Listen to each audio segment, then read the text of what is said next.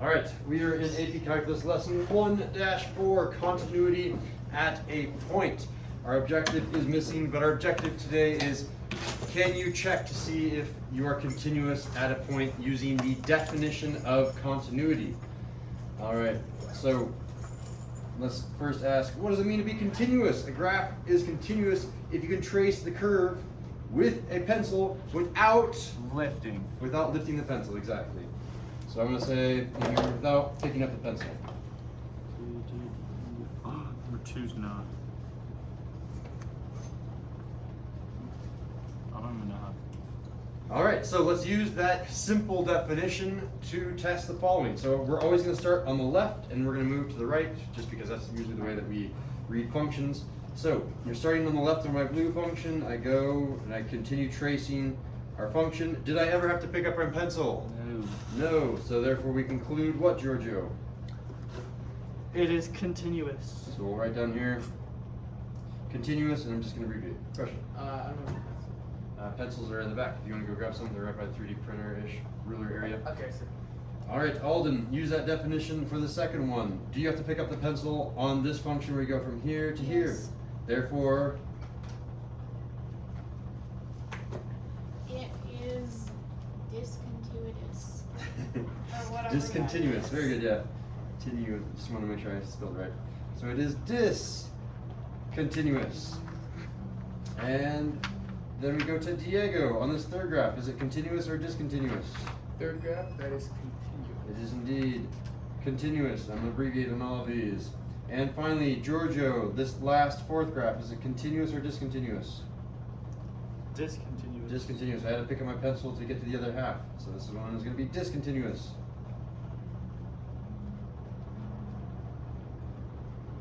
All right. So there are multiple types of discontinuities. We're going to be labeling each of these. All right. So the first type of discontinuity is called, this one is where you just have a missing piece, and that is a hole. So we're going to label this one hole. There is a different name for this depending on which class you're in. I'm going to put underneath the other non-AP Calculus term in case you're curious. It is also known in quotes here as a removable discontinuity. Oh. I remember those.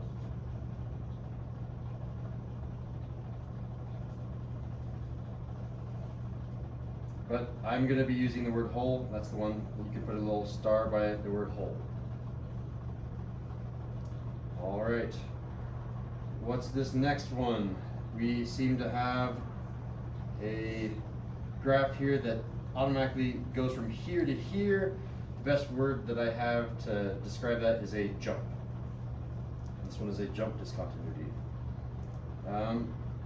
Jump, gap.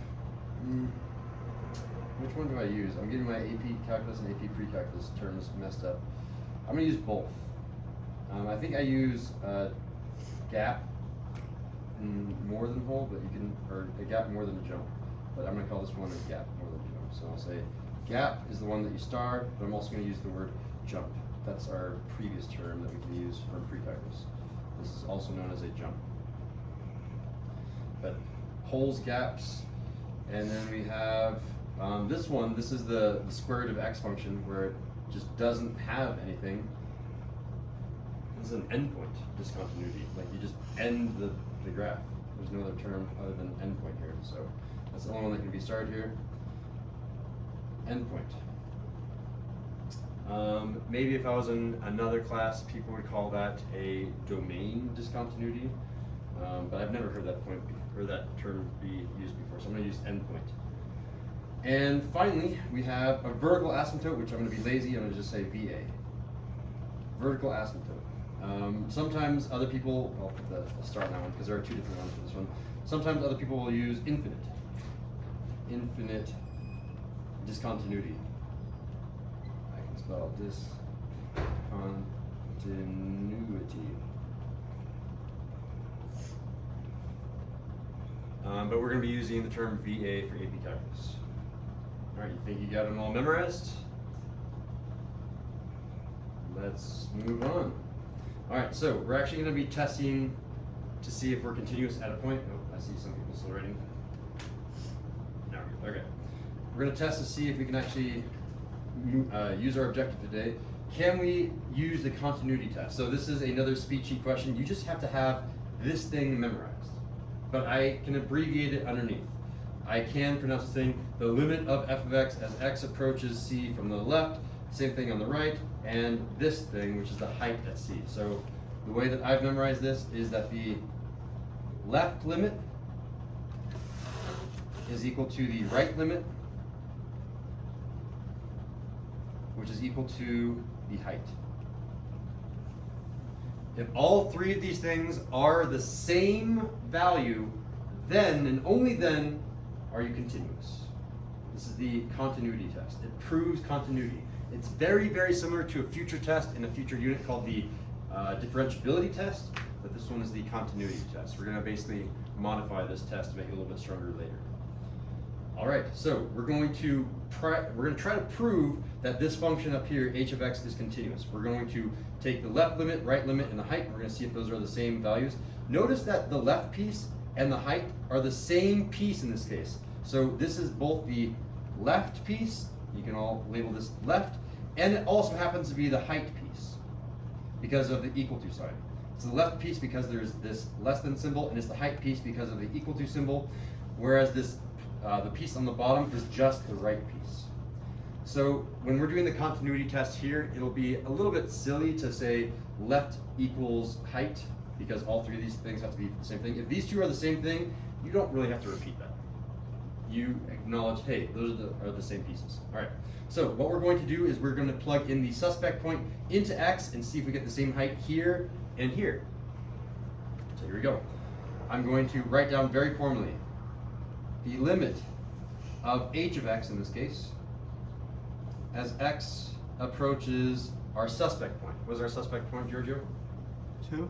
2. And then how do I say from the left, Diego? You put the negative on top. Yeah, the little minus sign. And then I'm going to check that that left piece is equal to the right piece. So I'm going to say the limit of h of x in this case as x approaches 2 from the right. Again, I'm rewriting our continuity check, or continuity test, I suppose. And then I'm going to fill it in. All right, filling this one in. Usually the way that limits work is you just plug it in. Most of the time when you plug things in AP Calculus, you get a weird fraction. But this is a piecewise function, which is the reason that it's so hard. You just plug it in. Plug in 2 into x. So I'm going to do that down here. We plug in 2, and we're going to get this function. It used to be x plus 2, but now the x is 2. We plugged in our suspect point. All right, it doesn't take a genius to figure out what that evaluates to. It's 4. And then I do the right piece as well. The right piece used to be x squared, but x has been plugged in. We plugged in our suspect point. Our suspect point is 2. So it's going to be 2 squared, and the answer here is also 4. Shall we be pedantic? You don't have to be pedantic on the AP test, but I want to be super thorough. Let's go ahead and say, okay, let's do h of x. In this case, it's not h of x, it'll be h of the value. H of what? You want to try this one, Walden? What number goes in here? H of? 2. Exactly. You plug in the suspect point. H of 2. And this is going to be the exact same equation, or I guess expression over here, which is going to be, well, the height, again, it refers to this left piece. The left piece and the height are the same piece. So I'm going to write down 2 plus 2, which again is 4. All of these three pieces are the same height. Therefore, you can conclude, so you can say it down here. Do you guys know the therefore symbol? You can do the therefore symbol, which is these 3 dots. If you ever see that in the math world, you pronounce this as therefore. If you need to write a note, you can say that. That's therefore, h of x is continuous. Why? It's continuous by the continuity test.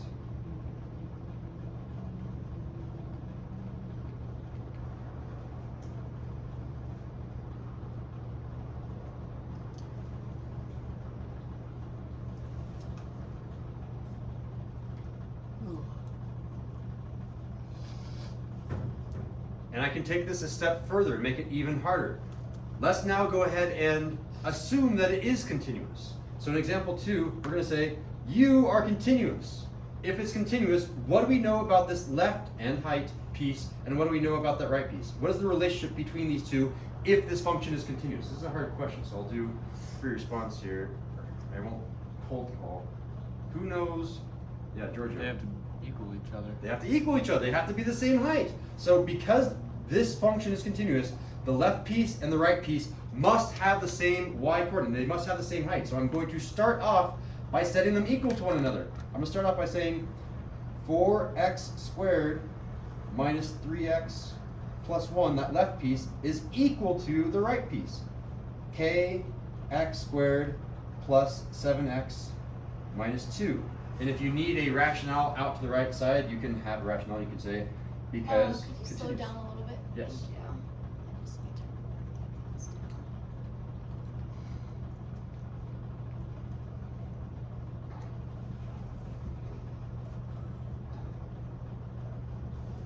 This is a good point for me to talk while you guys are writing. Sometimes in AP Calculus, I would say 10% of the time, maybe even 5% of the time, not very often, you have 3 different pieces on your piecewise function.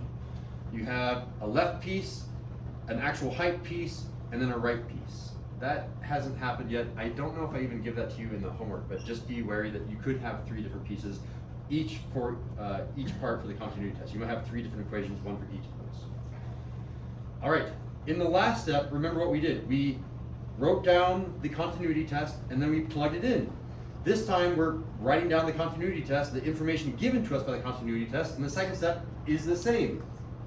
What are we going to do now, Diego? Last time we wrote down an equation, plugged it in. This time we wrote down an equation, Plug in. plug in what? What is it? Plug in. What? Plug in 1. What is 1? Do you know the name that I give it, my fancy or my informal name? Have we called it? Yeah, what do we call it? We'll write it down again. This is, I call it the suspect point. No. Yeah, exactly. You had it right. You were plugging in 1. We're plugging in that suspect point. So suspect point, I'm referring to that number right there. That's the point at which I'm gluing those functions together. I'm gluing the left and the right pieces together, and hopefully they're the same height. If they're not the same height, then I have some sort of gap, or I can call it also a jump. So let's plug it in. I'm now going to rewrite our equation, but every time that I see an x, that's going to be swapped out for a 1. This is 4 times 1 squared minus 3 times 1 plus 1. That's going to be equal to k times 1 squared plus 7 times 1 minus 2. And I'll color code this to be a different color. This is going to be 1, 1, 1, and 1 go in there.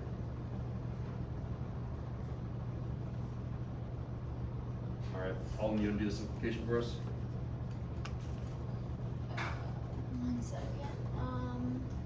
Simplification.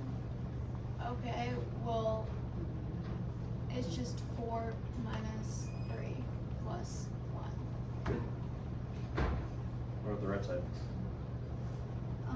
It's just k plus 7 minus 1. Minus 1 or minus 2? Oh, minus 2. Nice. Keep going, Alden, you got this.